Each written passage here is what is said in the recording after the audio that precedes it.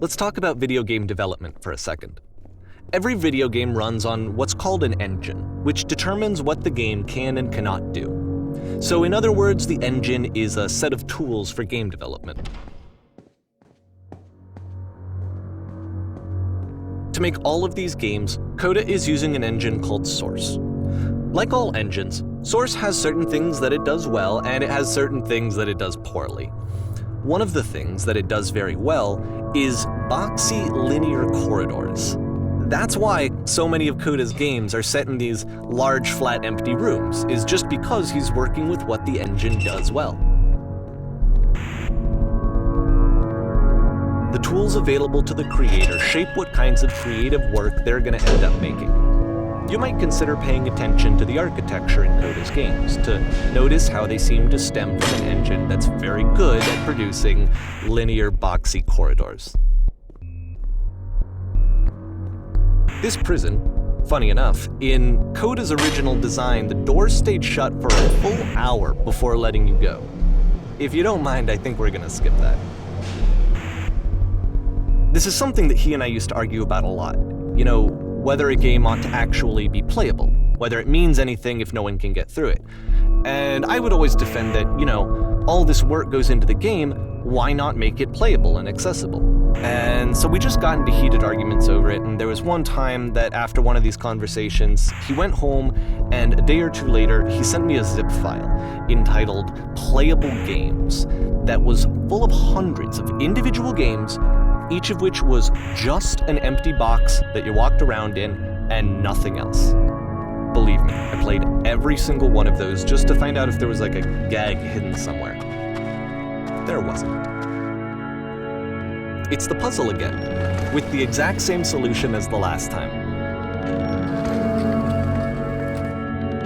There's still no clear indication of what makes this puzzle so special that Coda is going to return to it over and over. But I promise I'll share with you my interpretation very shortly.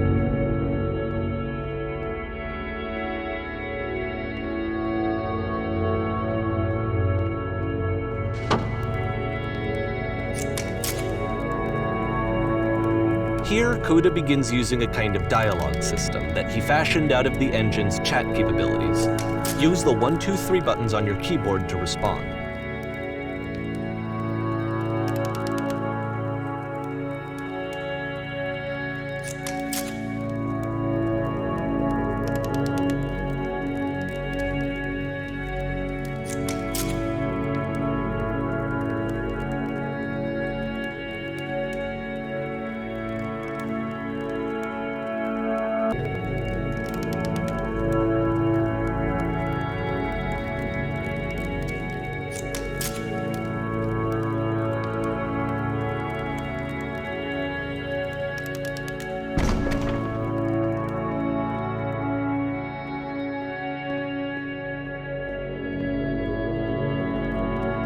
And so we make one last descent down to the final floor of the level.